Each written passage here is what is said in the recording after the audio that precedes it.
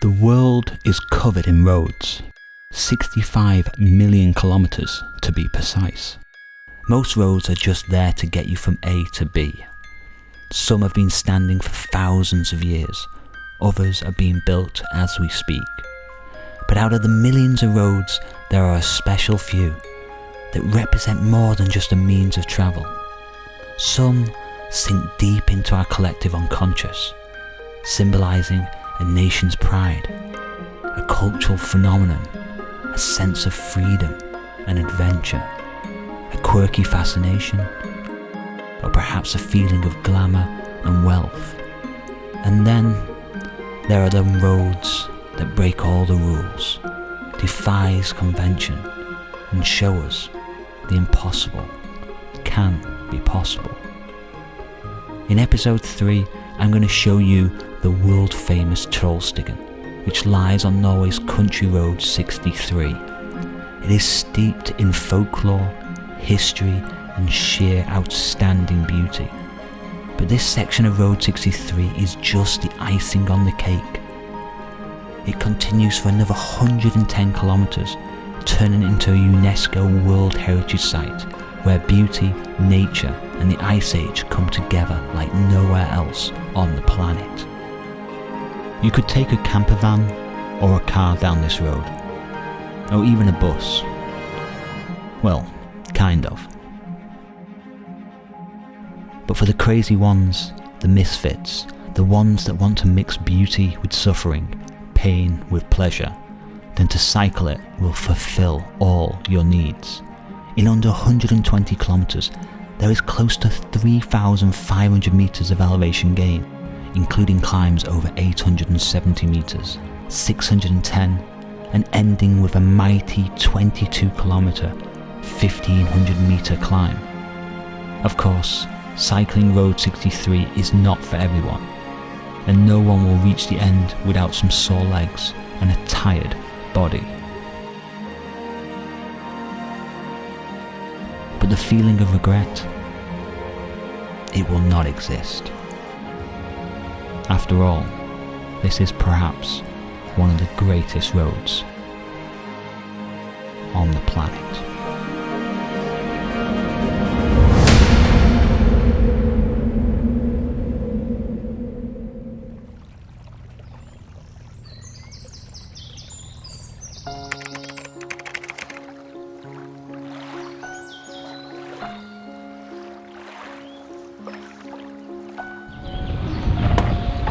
Day 3, here we come.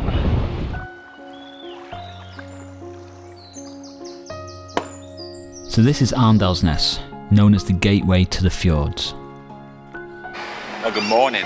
It is day 3 and I am in Åndalsnes, which is a small little town, basically surrounded by very high-rise mountains all the way around.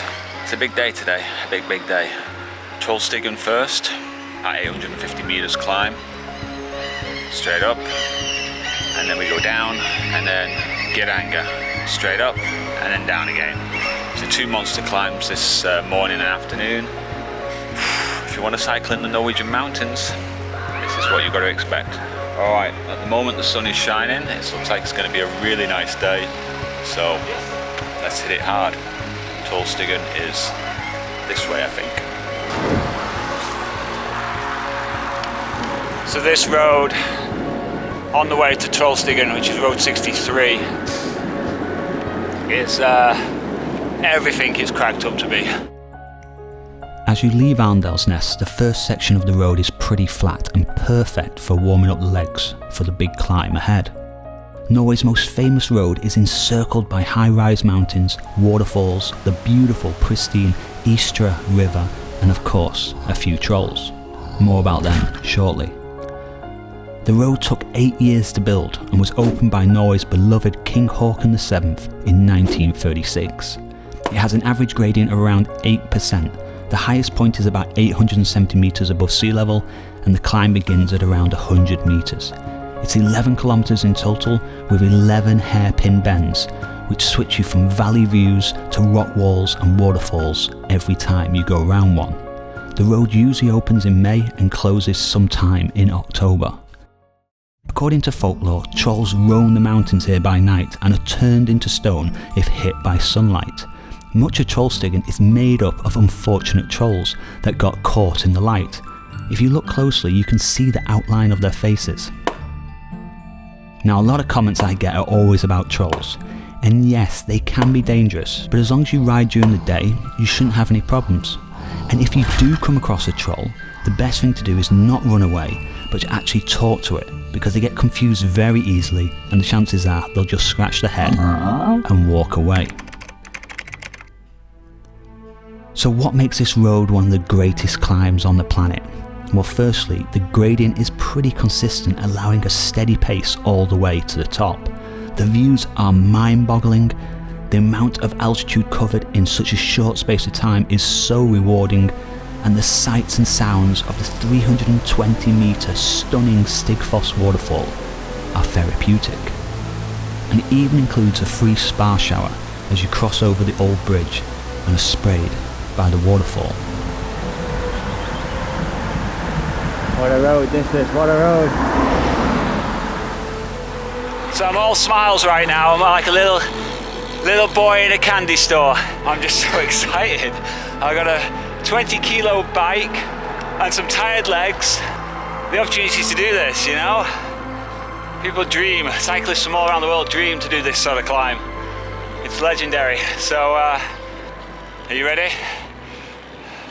And so am I. Let's go.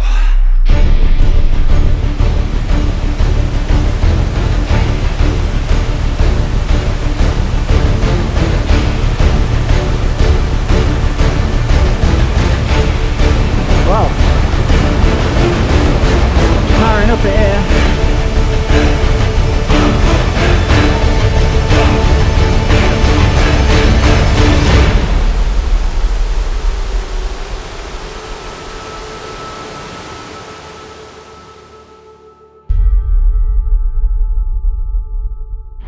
We made it, guys. I think we deserve a little Coca-Cola break, I think. Let's go and pay €10 for a bottle of Coca-Cola.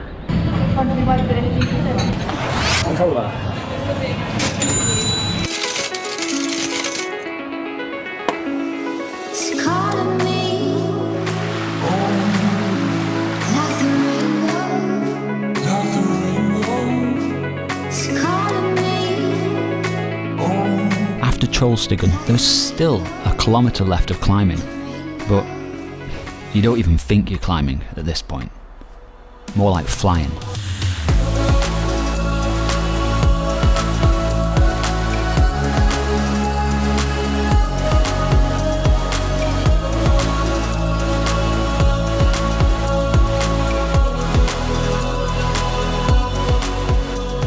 And I think this is the summit. And it looks like we get a nice descent now down the valley. Oh yes, let's go. Now, the one thing that no one talks about is the descent down to the fjord. A 30-kilometre descent. So not only is Trollstigen an incredible climb up, it also has a great descent down. Can this road get any better?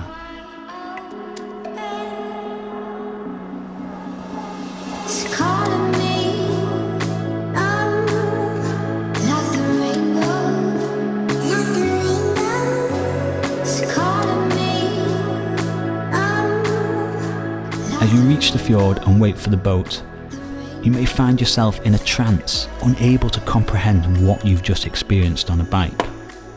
On the crossing, I just gazed out at the landscape, wishing I could be teleported back to Åndalsnes so I could do it all again.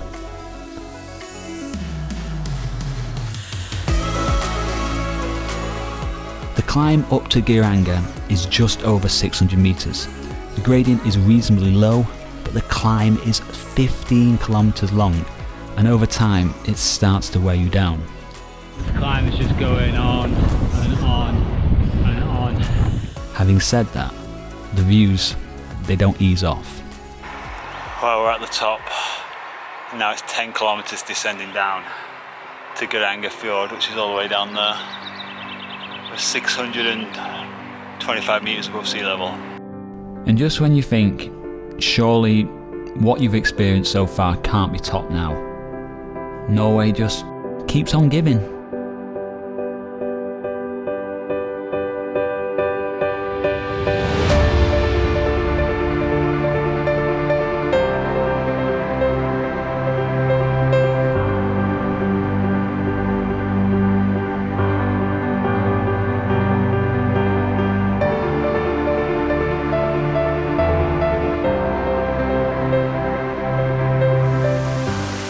Descend all the way down to sea level, and then we have to go all the way.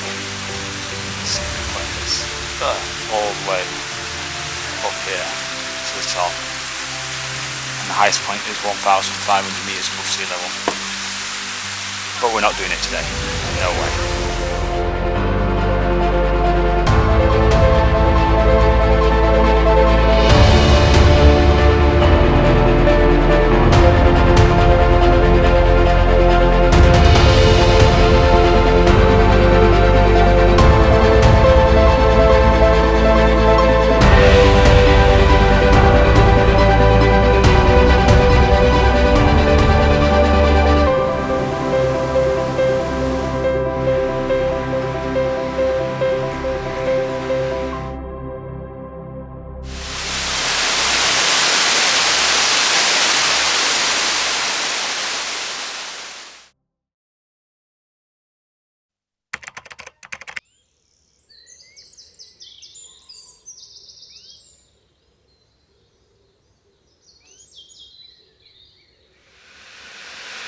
I'm at the top. I'm at the top. What a climb. What a climb.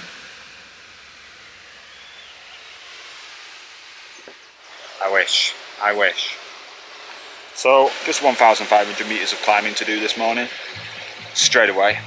No warm up. The road just begins going straight up from where I am. And the view is this. I get to the top. So this should be me, hopefully, in a couple of hours time. And this is me right now. Alright guys, we're going to the top. I'll see you up there. So as you leave the town, there is no possibility to warm the legs up. You're just straight into like 10% gradient. How the hell did I get up there? It's a mighty 22 kilometers long with an average gradient of 7%. Bumped into some hot Norwegian girls, had a little chat, flirted a little bit, as you do. That was nice. Oh, it's charging, right? Okay. Yeah. Okay, 1, 2, 3. Oh wow, we're 1,000 metres above sea level. An hour and 20 minutes. You good? No problem. You are very sporty.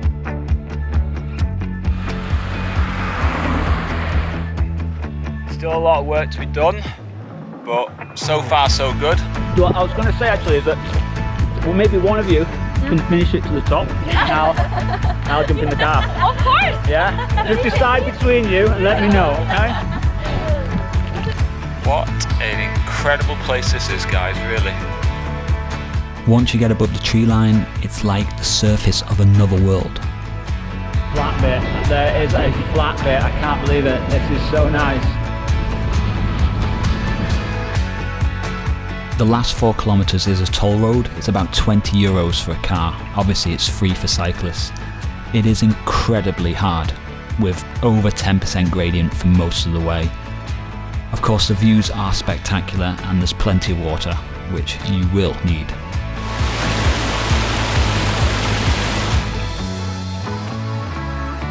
It's a never-ending road, guys. It's a never-ending road. I'm about 2 kilometres from the summit, and the last few kilometres now are really tough gradient. It's going above 10% now, and I'm really struggling. Really struggling. I just got to push on now, last 2Ks. It's just one of them. Would you do this? Right. Let us know in the comment box. To the summit, guys. I can see the summit. Last push, okay. This last 4 kilometers to the top of Dalsnibba is optional. You don't have to do it. But if the weather is pretty good and you're feeling okay, then struggle through it, because I think you might regret it if you don't.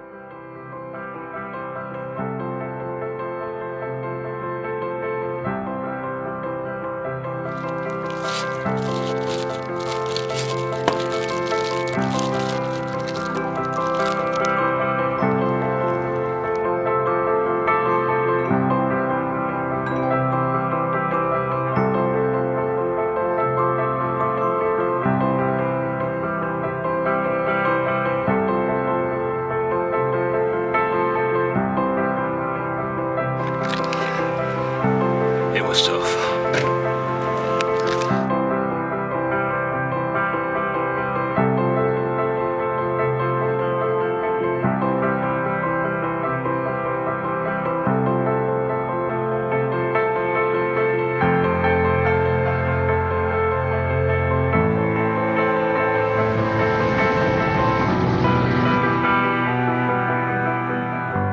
Norway will never be as popular as the likes of France, Italy, Switzerland or Spain for cycling.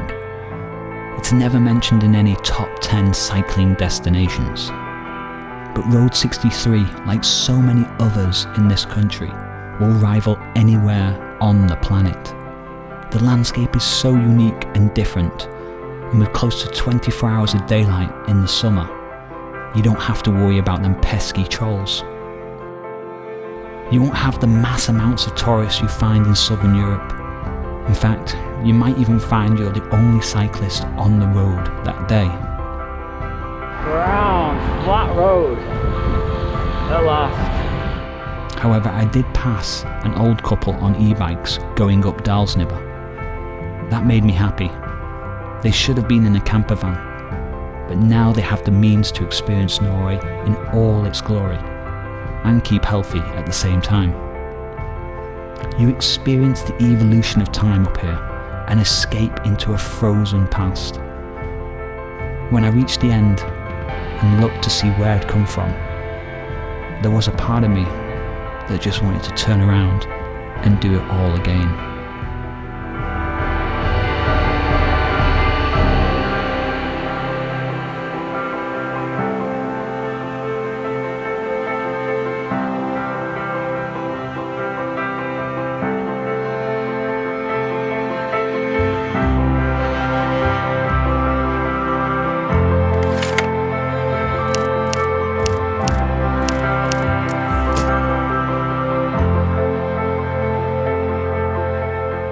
But not today.